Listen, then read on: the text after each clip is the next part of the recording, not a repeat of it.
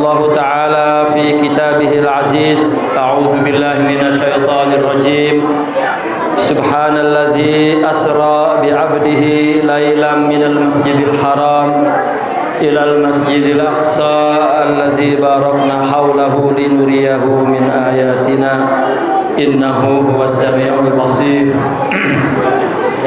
وقال أيضا ولقد رآه نزلة أخرى عند سدرة المنتهى عند سدرة المنتهى عنده جنة المأوى إذ يغشى السدرة ما يغشى ما زاغ البصر وما طغى لقد رأى من آيات ربه الكبرى صدق الله العظيم wa kunna minasyahidin. Pertama-tama yang kita muliakan, yang kita hormati keluarga besar daripada Yayasan Nurul Islam, keluarga dari almarhum Al-Ustaz Yai Haji Sayuti. Semoga anak-anaknya, cucu-cucunya dan keluarga besarnya senantiasa dipelihara oleh Allah Subhanahu wa taala dari dunia sampai ke akhirat, dalam ridhonya, dalam rahmatnya, dijauhkan daripada bala, daripada hasad, daripada segala keburukan, dan senantiasa dipayungi oleh Allah Subhanahu wa taala inayatihi wa himayatihi wa riayatihi. Dan yang dihormati para ulama, para asatid, para sesepuh,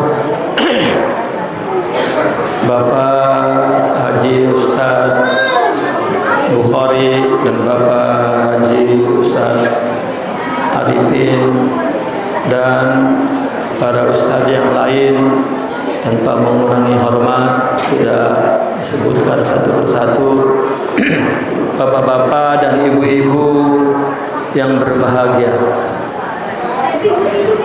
Sepitang, tang sepitang, tang sepi. Kayaknya bocah suruh keluar ya, bocah suruh keluar dah. Yang ngomong di dalam masjid suruh keluar ntar. Udah sepi, sepi ya. Ntar yang ngomong saya suruh keluar, saya samperin, saya tarik, suruh keluar ntar. Kalau yang ngomong, udah dengerin. Temennya jangan ngajakin ngobrol ya, ya Tom.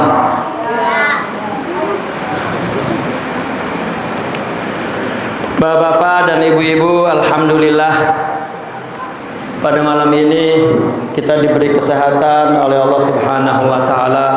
Itu satu nikmat, dan diberi iradah, keinginan hadir di dalam acara Isra dan Mi'raj sekaligus menjelang bulan puasa ya.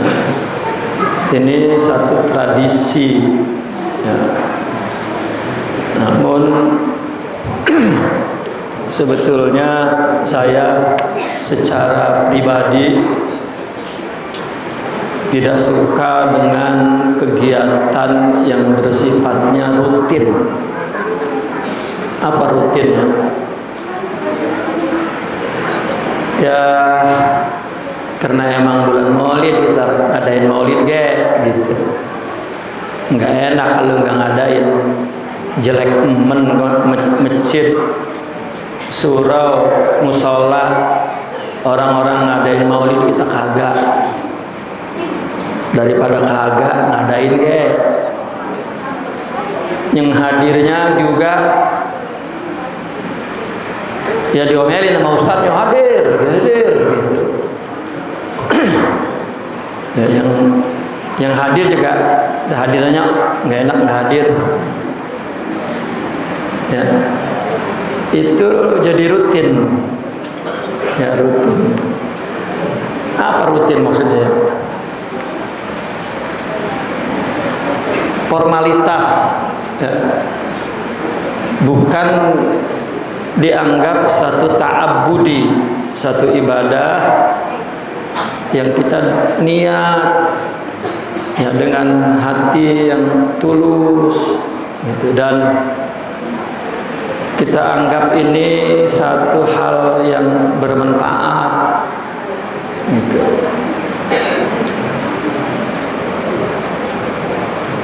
Maka di luar dari kampung sendiri saya nggak mau menerima undangan Maulid Isra, apalagi Isra ibu-ibu. Saya paling malas. Atau acara acara Maulid atau Isra di masjid umum, di musola umum gitu. Yang hadirnya tidak membawa jiwanya, yang hadirnya tidak membawa akalnya, ya, tidak membawa akalnya, tidak membawa rohaninya itu. Makanya segutnya, tahu segut ya, yang muda-muda segut, tahu gak segut? Apa segut? Semangatnya kalau ada yang memenuhi selera syahwatnya, ketawa-ketawa, ya udah.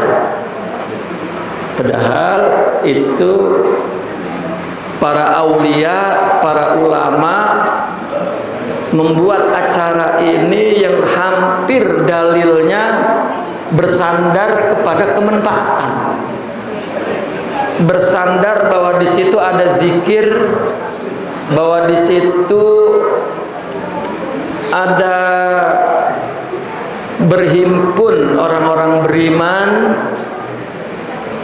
tanpa ada tujuan apa-apa, bukan urusan politik, bukan urusan keuntungan dunia, bukan urusan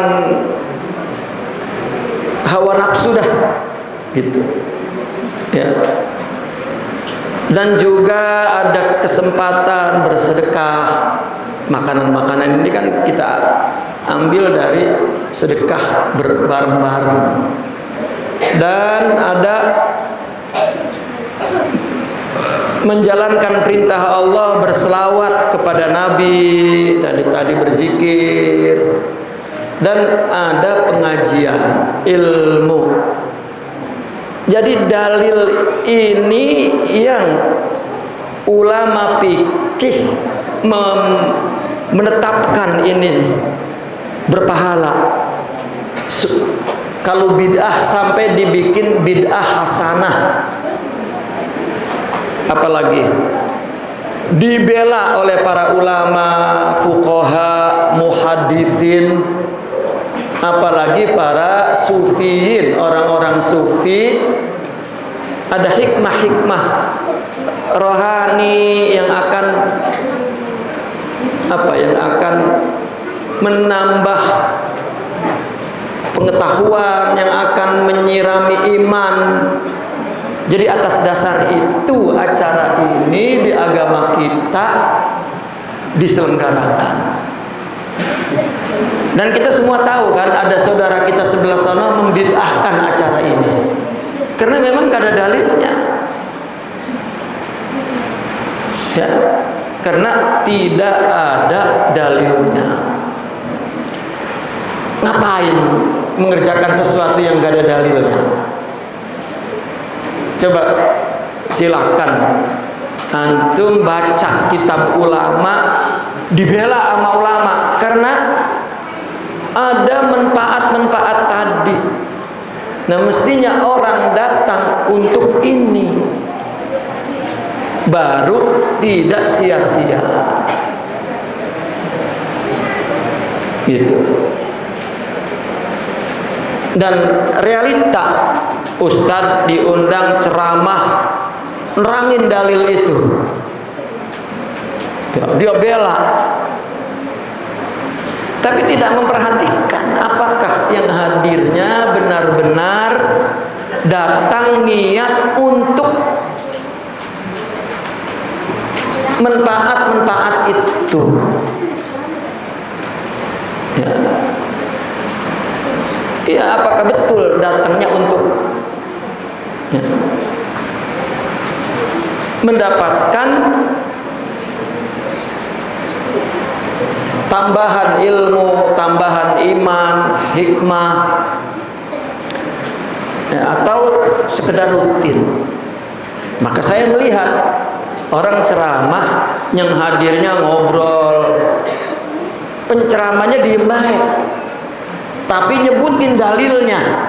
Jangan-jangan dia ngebela dalil karena maulid itu panen amplop.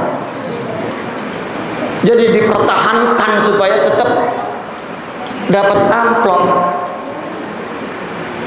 Dan ini sangat buruk dan hina dalam agama. Itu. Yang kedua, perayaan seperti ini itu yang berijtihad, yang menyelenggarakan ini bukan ulama fikih, padahal dia pemilik hukum, dialah mustanbit, ya, dialah mustakhrij, dialah yang mempunyai hak mengeluarkan hukum halal atau haram. Para fuqaha, para muhaddisin. Nah, mereka bukan mereka itu yang yang mempunyai ide melahirkan kegiatan ini. Siapa? Para sufiyin, orang sufi. Maka di mana-mana orang sufi merasa bahwa majelis seperti ini majelis dia.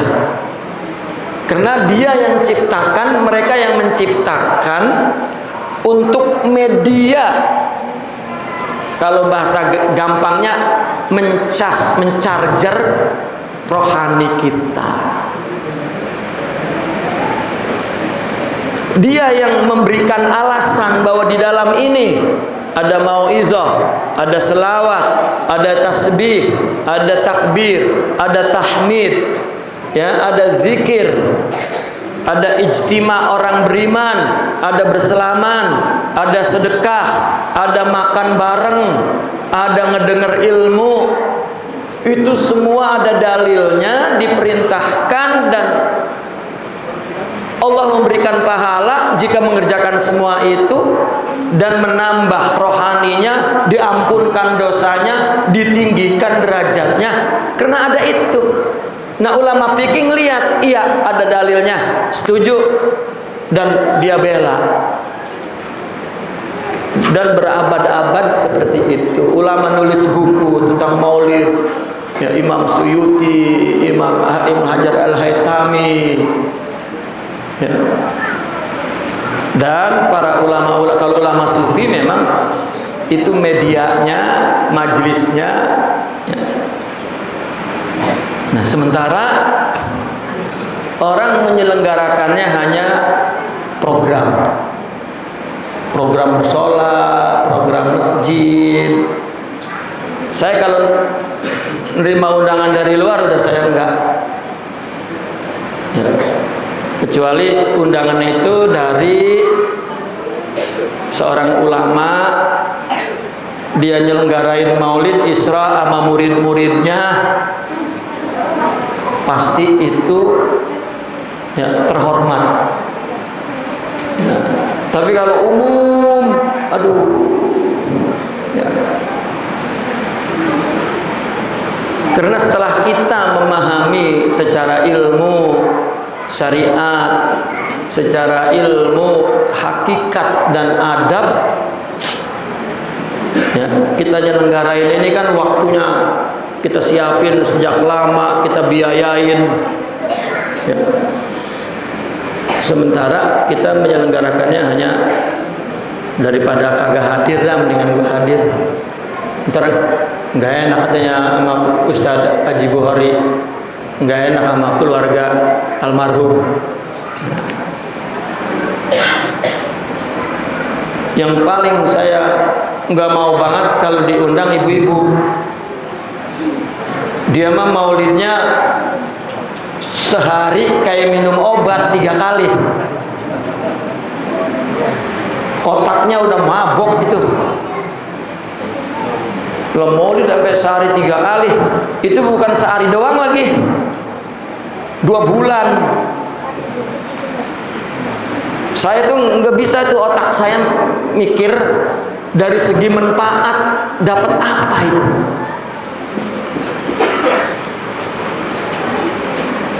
Sedangkan kehidupan tidak meningkat, iman tidak meningkat, ilmu.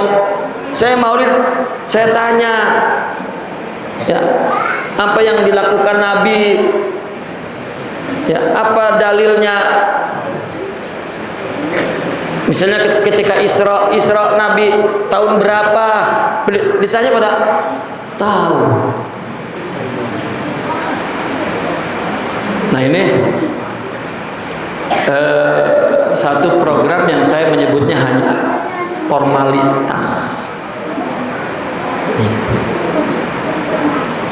Nah begitu saya ngedenger, wah maulid di ngundang Ustadz misalnya yang suka ketawa-ketawa, saya ngucapin alhamdulillah, udah itu memang cocok.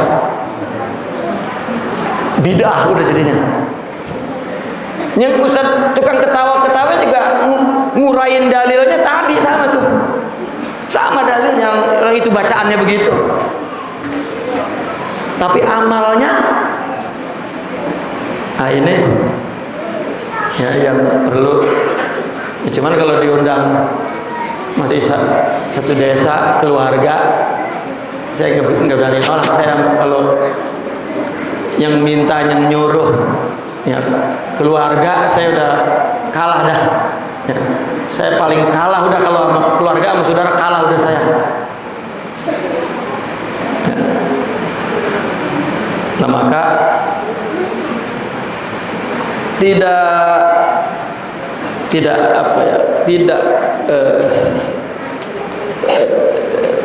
terlambat, ya, untuk memperbaiki diri, memperbaiki niat, dan memperbaiki amal. Ini kita semua ibadah gitu. Apalagi kita mazhab Syafi'i, ya. Mazhab Syafi'i ini selalu menjadikan sesuatu itu seperti ritual ibadah, ya. Khusyuk dan niatkan ibadah, dan ya, ada tata kramanya, dan itu sebetulnya mazhab Syafi'i.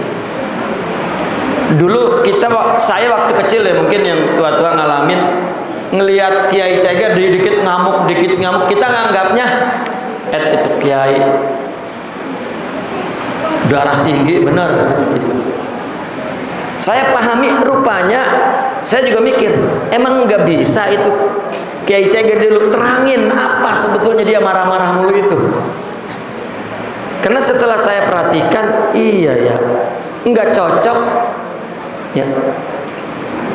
Pelaksanaan suatu agama, ya, atau pelaksanaan suatu kegiatan dengan etikanya, dengan adabnya, dengan hakikatnya, itu ya artinya bukan salah dalam arti dosa begitu. Itu mungkin saya melihat dari kacamata zaman sekarang yang apa-apa kudu jelas, terangkan gitu. Mungkin pada zaman itu asal diomelin udah berubah. Kalau orang sekarang kan kalau diomelin, kalau nggak dijelasin kagak paham.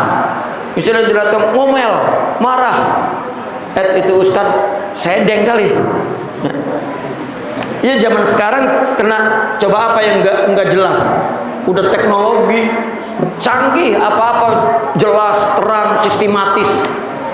Di situ saya mikir ya mungkin di zamannya ya. Makanya usianya nggak sampai zaman sekarang gitu. Kalau sampai zaman sekarang dilemparin batu kali sama orang. Ya saya berpikir begitu. Ya. Maka perlu diterangkan karena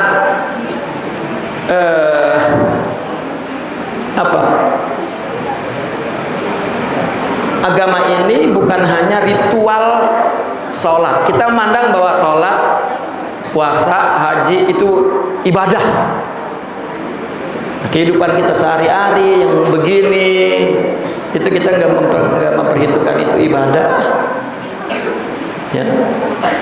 Dengan membawa niat yang murni, tulus lillahi ta'ala. Ya, baiklah. Bapak-bapak dan ibu-ibu sekalian,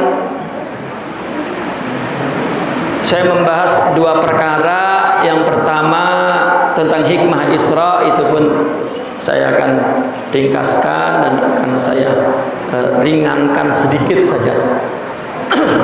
Yang kedua, sedikit kita menyentuh tentang puasa.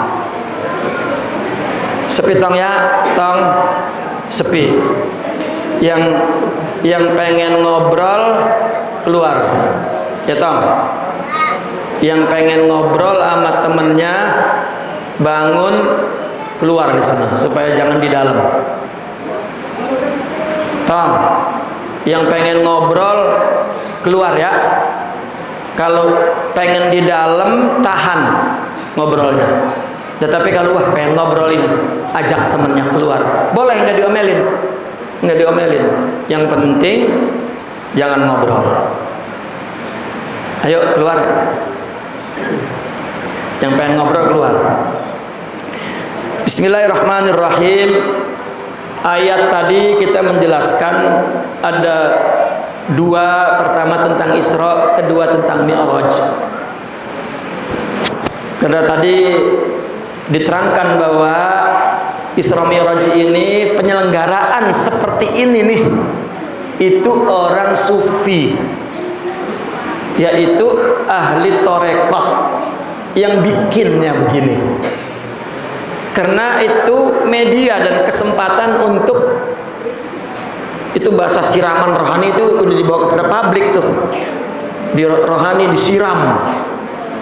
Ya berarti kering supaya basah, supaya tumbuh. Karena siraman itu dengan ilmu gitu.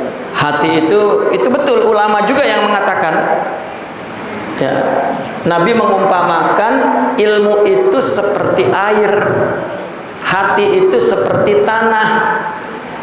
Kalau disirami air, maka tanah tumbuh pohon-pohonan, pun tumbuh tanaman-tanaman. Nah, tumbuh tanaman ini adalah paham dan amal. Paham dan amal.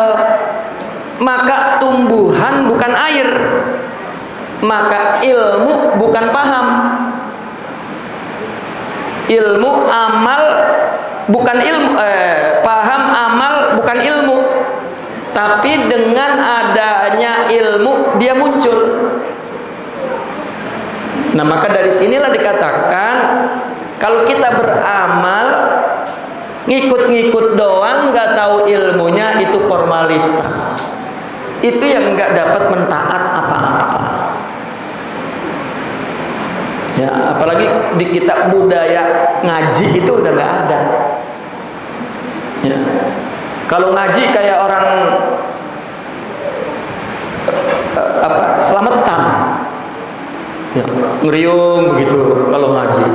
Terus nggak boleh lama-lama. Ya. Sedangkan kita tanpa sadar ngerjain sesuatu yang gak ada manfaatnya, uplak aja lama. Nah ini kan ya, kualitas kita beragama rendah. Nah maka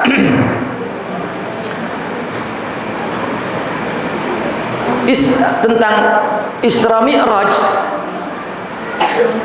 ayat yang dibaca tadi ya, disebut Isra, asalnya dari as-sair, yaitu perjalanan malam.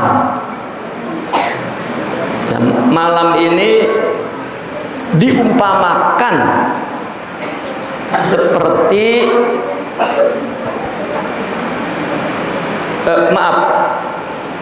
malam ini oleh Al-Quran dan hadis diambil sebagai simbol ya, malam itu kan gelap, zulmatun, ini simbol keburukan. Kemudian cahaya siang itu cahaya simbol kebenaran. Makanya di Al-Quran dikatakan Allah mengeluarkan kita minaz zulumati ilan nur, dari gelap ke cahaya. Nah perjalanan malam itu namanya as-sair ya, sairun, saro yasiru, berjalan di malam gelap. Kita mendengar kisah Isra Mi'raj, itu sesuatu yang nggak bisa kita tiru. Kita disuruh niru sholat Nabi, persis kudu kayak Nabi, wudunya kudu kayak Nabi. Ya, ini zahir, ini zahir. Ya. Saya menyaksikan bahwa kita dari wudhu saja tidak pernah teliti apakah wudhu kita itu benar. Ada satu, saya juga diceger sekarang berpikir sholat ya, ketika imam waladhdallin belum habis itu udah langsung ditabrak, oh amin. Itu belum pergi ke tasawuf, fikih saja sudah, ya Allah. Karena kita ingin memperbaiki. Dari mana nih dulu? Apakah kita perbaiki langsung rohaninya? Kita perhatikan zahirnya, syariatnya. Itu ihmal, apa ya? Tidak peduli, tidak sama sekali tidak. Amin. Saya mikir bukan anak-anak, tetapi ustadznya. Ya. Kenapa dipotong cepet-cepet, jangan sampai ya anak-anak kan ngeliat, amin, besok dia tiru gede ya, di atas tradisi itu. Berarti itu bukan tradisi, itu ibadah. Ada dalilnya, ada contohnya dari Nabi. Makmum itu amin ya, makmum itu dia nyebut amin setelah kupingnya ngedenger imam amin.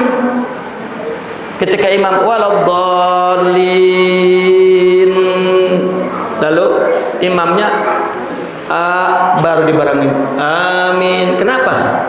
Karena dalam hadisnya malaikat ngaminin di belakang imam. Begitu, ngaminin di belakang imam. Lah kalau imam belum amin, makmum udah amin duluan.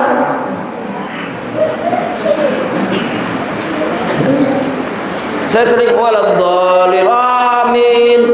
Mereka selesai, saya baru lin amin. Berarti yang ngaminin saya malaikat doang. Ya, makmum yang di belakang udah berhenti. Ya, terus banyak sekali dari wudu Ya, harus. Nah, ini tentang syariat. Ya.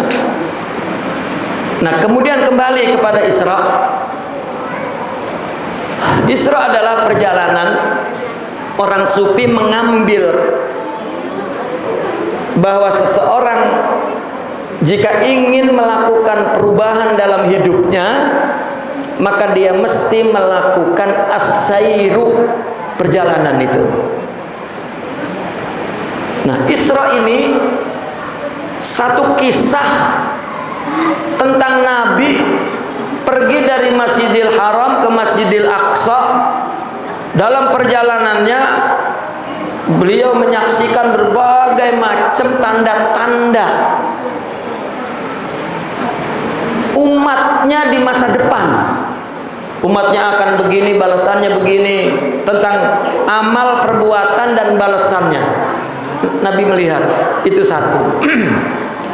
Kedua, perjalanannya begitu cepat. Kemudian naik ke langit, turun. Lah ini nggak bisa kita tulan. Tapi kenapa terus dibikin apa? Dibikin peringatan terus tiap tahun. Sedangkan perbuatan kita kan suruh ngikuti perbuatan Nabi. Isra ini hanya cerita. Coba kita undang ulama manapun, ustadz manapun, acara Isra, dia cerita itu. Kita ngedangos, dengar cerita. Terus apa? Ya artinya apa yang kita ambil? Orang yang hadir merenung nggak? Nah, ketika merenung, dapat tidak ilham dari Allah? Tambah lagi ilmu tahun ini, tahun kemudian nambah lagi, tahun kemudian ada lagi hikmah yang. Sedangkan para ulama yang merenungkan, yang memahami, yang menulis setiap ulama baru, selalu ada hikmah yang diperoleh, tidak ada habis-habisnya. Nah, maka satu contoh perbuatan Nabi yang tidak bisa kita lakukan, maka untuk apa diceritain gitu ya. Nah, dari sini ulama sufi terutama, bahkan akhirnya ulama tafsir, banyak memberikan satu pelajaran hikmah menulis tentang Isra itu. Karena itu yang kita ambil adalah hikmahnya. Apa yang bermanfaat untuk kita. Itu yang paling penting. Ya. Nah, maka dalam kesempatan ini saya hanya mengambil satu hikmah saja. Ya, bahwa Isra Mi'raj sebetulnya adalah perjalanan untuk mencapai tauhid. Apa tauhid itu? Tauhid itu ada 3, dan itu digambarkan dalam proses Isra Mi'raj. Pertama, tauhid ini dalam bukan definisi ilmu tauhid, tetapi tauhid dalam tajribah ruhiyah, dalam pengalaman rohani dalam melakukan ibadah, dan sehingga dia mempunyai iman yang tinggi dan tauhid yang tinggi. Tauhid itu ada 3 dalam proses perjalanan. Pertama, irodi. Apa tauhid irodi ini? Ini pertama. Tauhid adalah menjadikan atau memandang tunggal, satu, itu tauhid. Nah, pertama tauhid irodi ini, bagaimana irodah kita, kehendak kita satukan dengan kehendak Allah.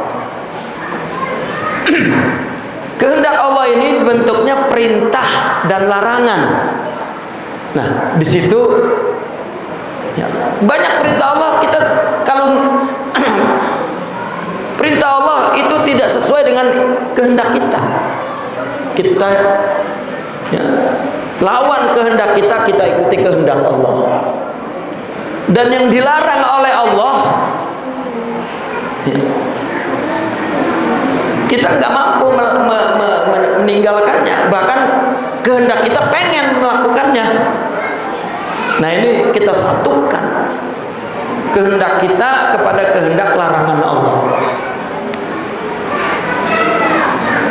Nah, ini namanya perjalanan itu adalah perjalanan Isra. Coba lihat apa yang dilihat oleh Nabi dalam perjalanan darat masih itu Isra. Simbol-simbol amal, perbuatan dan siksanya.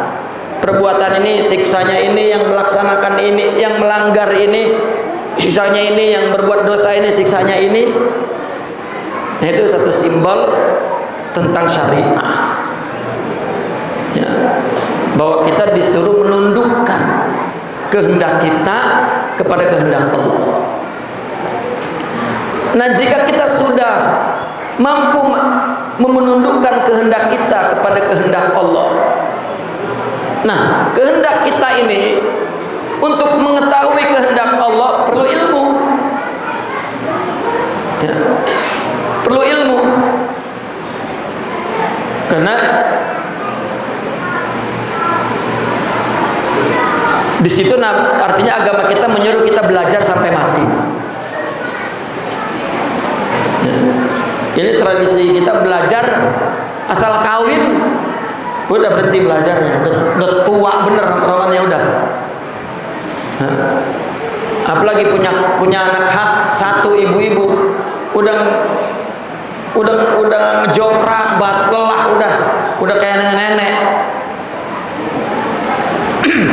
Padahal banyak yang akan dilakukan dalam rumah tangga, dalam mendidik anak, dalam bertetangga, yang diperintahkan oleh Allah, yang dilarang oleh Allah, yang perlu tahu ilmunya agar kita menyatukan iradah kita kepada iradah Allah. Nah, ringkasnya, jika sudah mampu ini, kita belajar ilmunya, kita amalkan, dan ini namanya penyatuan iradah, maka naik kepada tauhid yang kedua, yaitu tauhid syuhudil ilah. Itu bersifat naik ke atas. Istilahnya ada istiqomah. Istiqomah itu kan maknanya secara praktis menjadikan ibadah tegak lurus untuk Allah, itu istiqomah. Seperti Mi'raj. Dan Mi'raj itu melewati lapisan-lapisan langit. Banyak lapisan-lapisan ya, dalam melaksanakan ibadah yang sesuai dengan ilmu sudah. Ini cerita orang ini udah soleh, udah tahu ilmunya, dan dia mengamalkan ya, dengan mengikuti iradah Allah, mengamalkan perintahnya, menjauhi larangannya, tetapi melakukannya mesti tegak lurus untuk Allah. Ini Mi'raj. Dan nanti akan mendapat apa? Makom-makom kedekatan kepada Allah orang yang mengamalkan itu, seperti makom, seperti lapisan langit 1, 2, 3, 4, 5. Nah, karena kita kalau mendengar cerita Isra Mi'raj, Nabi keluar dari bumi yang bulat ini. Secara fisik kita bayangkan, sedangkan yang namanya bumi bulat begitu, sedangkan langit di atas sebetulnya adalah bulatan-bulatan yang terus bersusun. Nah, kita membayangkannya secara fisik susah. Orang, siapa yang naik ke bulan itu? Armstrong. Itu dengan pakaian yang sudah ya, kedap untuk melindungi untuk melindungi dari suatu kondisi yang ada di dalam planet lain. Sedangkan Nabi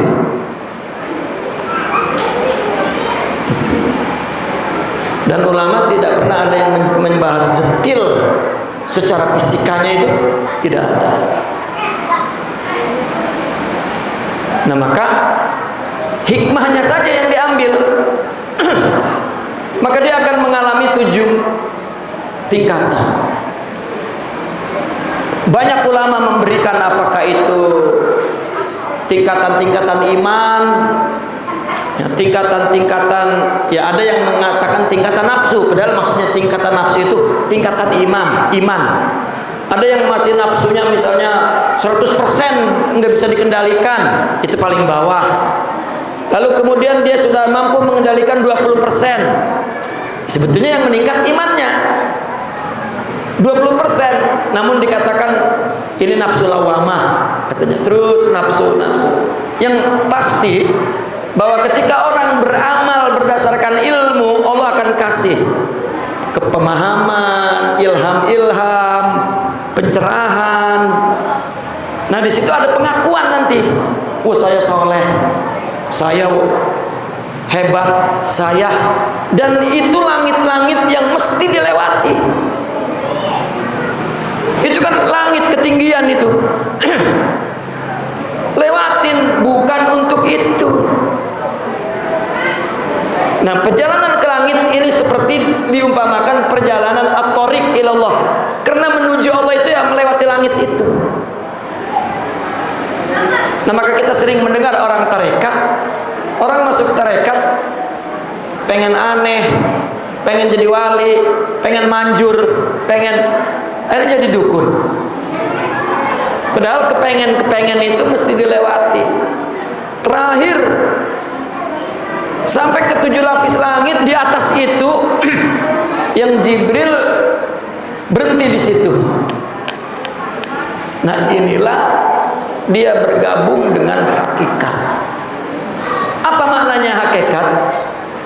Bahwa ibadah, tauhid iradah, kalau secara tauhid ya, artinya bahwa ibadah yang sudah berdasarkan ilmu lalu dilakukan untuk Allah tegak ke atas, dan dia melewati makomat rohani yang dialaminya. Bukan itu tujuannya.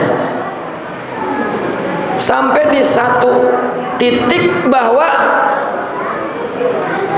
titik itu murni, bukan urusan fisik, murni rohani, kesempurnaan rohani. Nah, simbolnya bahwa semua alam ya, Jibril yang nganter Nabi itu malaikat, itu pun alam ciptaan. Nabi-nabi yang ada di langit 1, 2, 3 itu ditinggalkan karena itu alam ya. Nah, kita disuruh menyatukan wujud, disebut tauhid wujudi. Artinya bahwa alam ini serta isinya termasuk kita, harta, tahta, Toyota, wanita, anak, semua, pangkat, semua, surga, neraka, itu ciptaan Allah. Kita disuruh melihat bahwa kita dengan alam tadi itu semua sama satu. Disuruh meninggalkan bahwa bukan untuk ini kita beribadah, murni untuk Allah. Wujud alam ini Allah yang mewujudkan. Maka terakhir kita mencapai tauhid wujudi, menyatukan wujud, bahwa Allah yang menciptakan wujud ini hanya Allah yang memiliki sifat wujud. Karena Allah punya sifat wujud, maka Allah bikin wujud, bikin ada, bikin alam. Nah, apa yang ada di surga serta isinya, di dunia serta isinya, termasuk iblis, malaikat, manusia, para nabi, dan semua adalah Allah yang mewujudkan. Dan kita disuruh tinggalkan, artinya ditinggalkan bukan untuk ini semua, kita melakukan dan memang sudah sampai ke, digambarkannya keluar dari wujud itu, artinya sudah betul-betul dia mentauhidkan wujud, sehingga dia tidak pernah melihat apapun yang dilakukan oleh manusia, dia menerimanya itu dari Allah. Ini adalah akhlak yang tertinggi. Dan itulah Isra dan Mi'raj kita. Lah emang kita mau Mi'raj ke langit? Ya, tidak. Maka Nabi melakukan Isra dan Mi'raj secara fisik satu kali, tapi secara rohani berpuluh-puluh kali. Dan pulang bawa sholat, maka Nabi mengatakan as-salatu mi'rajul mu'min, mi'rajul mu'minin. Salat inilah ya, di dalamnya terdapat gambaran dan fungsi salat itu sendiri sebagai pilar untuk melakukan mi'raj, menunggalkan Allah dalam iradah, dalam tujuan, dan akhirnya sampai kepada satu hakikat yang dia betul-betul murni memandang wujud Allah saja. Nah, itulah hikmah. Kalau tidak ada pemahaman yang kita bisa ambil dari Isra Mi'raj, maka itu semacam dongeng. Jadi bagi kita itu dongeng, bagi Nabi lah yang nyata memang itu, dan kita mempersaksikan dengan iman kita dan akal iman kita, Nabi melakukan itu. Tapi bagi kita, karena kita tidak dapat melakukan hal itu seperti dongeng. Dan tidak ada manfaatnya kalau cerita. Mending udah dapat cerita, ingat ceritanya, lupa lagi. Ya, karena tidak direnungkan ya faedahnya. Bapak-bapak dan ibu-ibu, itu saja tentang hikmah Isra. Yang kedua, kita menghadapi puasa ya, bukan hanya menghadapi tidak makan, tidak minum di siang hari, malamnya terawih, dan yang paling penting, apa yang paling penting, Bu? Lebaran. Ya, yang paling penting Lebaran, puasa. Udah mau Lebaran nanti kita, lah puasanya belum, udah yang dipikirin. Kayaknya kita harus beli baju dari sekarang dah, katanya nanti mau dekat Lebaran udah mahal. Sambil gledek gitu ibu-ibu itu. Lah jadi kotoran dulu yang masuk ke otak. Dan kedua nih Bu, Ramadan meskipun ada buka, itu otak jangan diisi makanan mulu. Gua tulis jadwal menu puasa, ditulis rapi, di print, ditaruh di, ya Allah, ini puasa apa? Buang pikiran makanan. Puasa kan emang disuruh gak makan gak minum, kenapa dimasukin ke otak?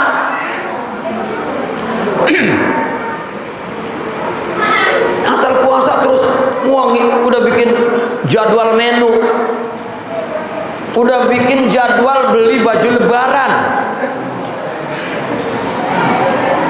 Itu bertahun-tahun begitu aja. Padahal begini, kan dalilnya puasa ini yang paling penting. Nabi lagi cerita, ngasih kabar gembira di depan para sahabatnya.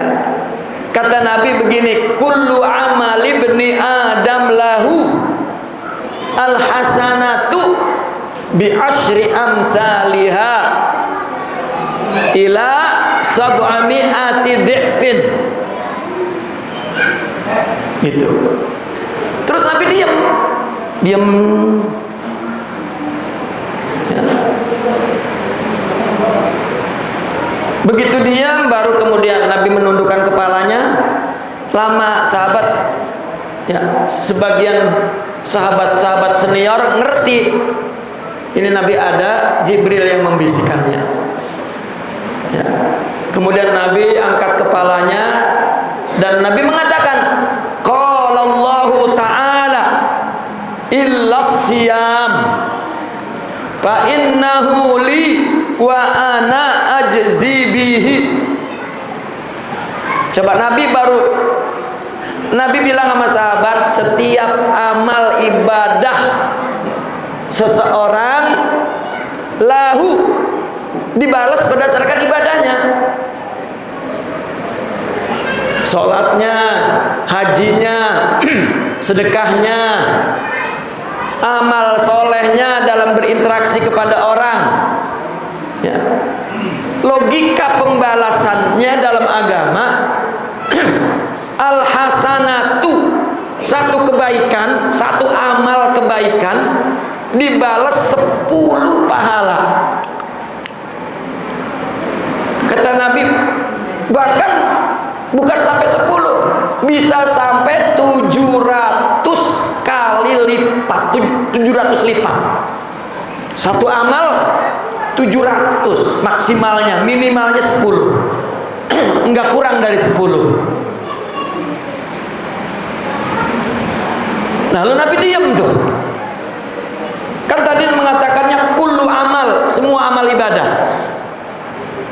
Tapi Nabi diam. Rupanya Jibril datang memberitahu. Kata Nabi, Allah berfirman, kecuali puasa. Kata Allah.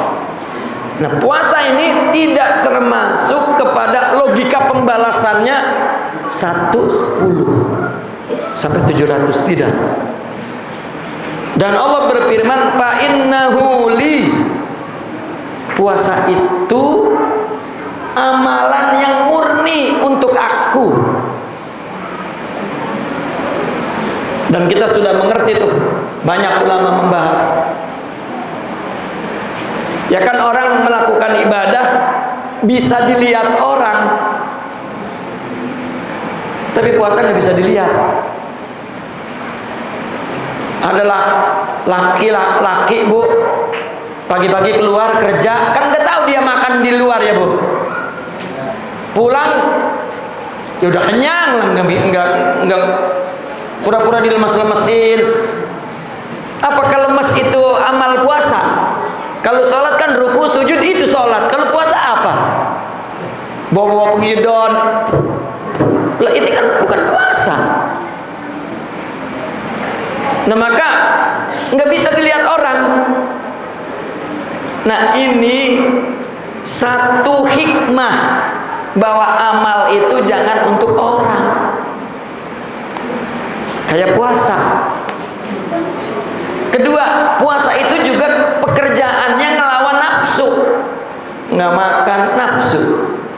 Coba, ada tradisi nih, tradisi nggak ada dalilnya. Boleh tidak bolehnya nggak ada dalilnya ya, maka boleh. Nggak ada ulama ngelarang. Apalagi ulama fikih yang selama nggak ada dalilnya yang melarang udah nggak ngomong. Tetapi ulama tasawuf, karena bukan amalan zahir yang dilihat, tapi amalan batin. Puasa, apabila udah deket sore, itu ngebeburit. Ngapain itu ngebeburit? Ngeliatin makanan. Sampai ada iklan di YouTube bulan puasa nunjukin makanan banyak banget. Sabar, sabar, sabar.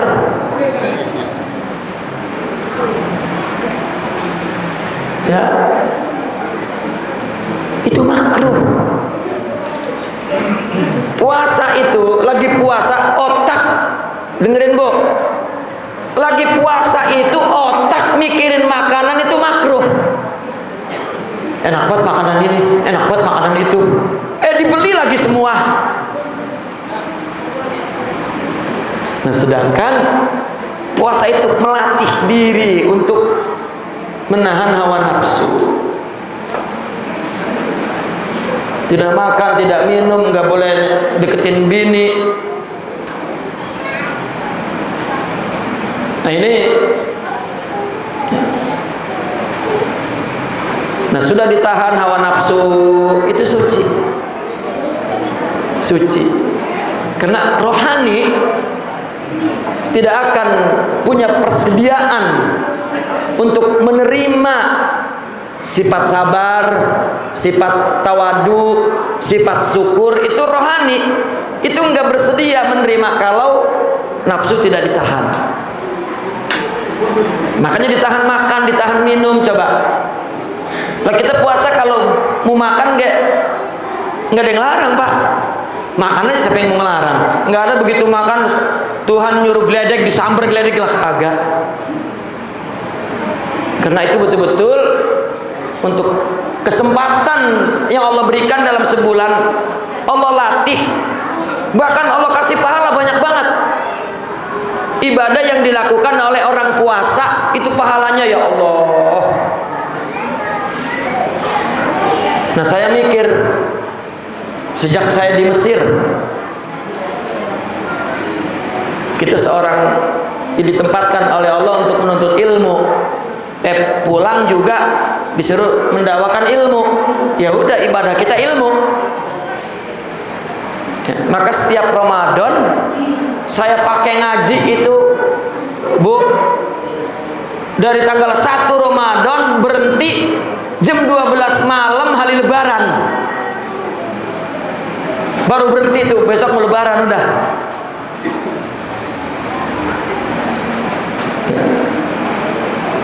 Karena itu bulan panen, bulan yang Masya Allah, yang nggak boleh otak itu mikirkan sesuatu yang berhubungan dengan hawa nafsu. Berarti nggak mikirin duit lebaran. Lah kalau punya duit mah beli. Lapan beli baju mah enggak lebaran kan beli. Jadi ngapain? Ya. Nah ini, nah maka yang kita persiapkan untuk di bulan Ramadan adalah bahwa selama di bulan Ramadan kita melakukan suatu mujahadah melawan hawa nafsu dua. Nafsu itu punya dua sifat, satu syahwat, dua marah. Nah Ramadan jaga betul-betul dua perkara itu, sehingga di akhir Ramadan kita akan mendapatkan peningkatan rohani yang tinggi. Itu akan dirasakan, akan dirasakan. Yang Nabi gambarkan kayaumi waladathu ummuh, seperti baru lahir. Coba umumnya orang puasa, dia di bulan lain sama di bulan puasa sama, makannya sama, minumnya sama, tidurnya sama, ibadahnya sama, semangatnya sama, penghargaannya kepada waktu sebulan yang Allah turunkan rahmat, Allah turunkan ampunan, Allah turunkan kebebasan dari siksa, sama sekali nggak ada. Bahkan yang dipikirin bagaimana nih kita kumpul-kumpul makan-makan. Jadi itu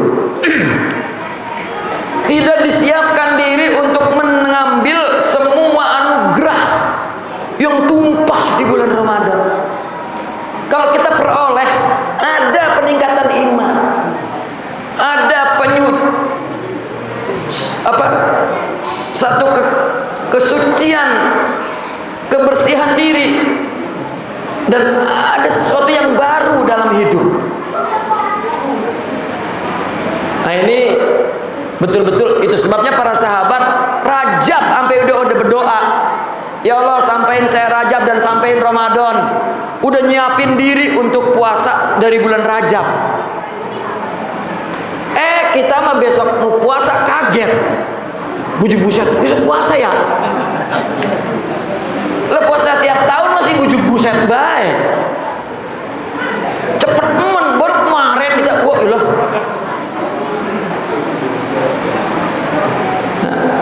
Saya tidak membahas apa itu tarawih,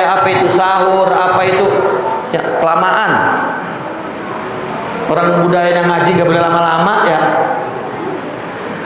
Nah, tapi yang penting kita dapat menangkap hikmah Isra dan menjelang bulan puasa ini. Bapak-bapak dan ibu-ibu, ya semoga kita diberikan oleh Allah kesehatan dan diberikan oleh Allah kekuatan dan diberikan oleh Allah iradah, kemauan untuk melakukan ibadah karena Allah, dan Allah sampaikan kita di bulan Ramadan penuh dan kita mendapatkan anugerah yang memang Allah hanya berikan di bulan Ramadan itu.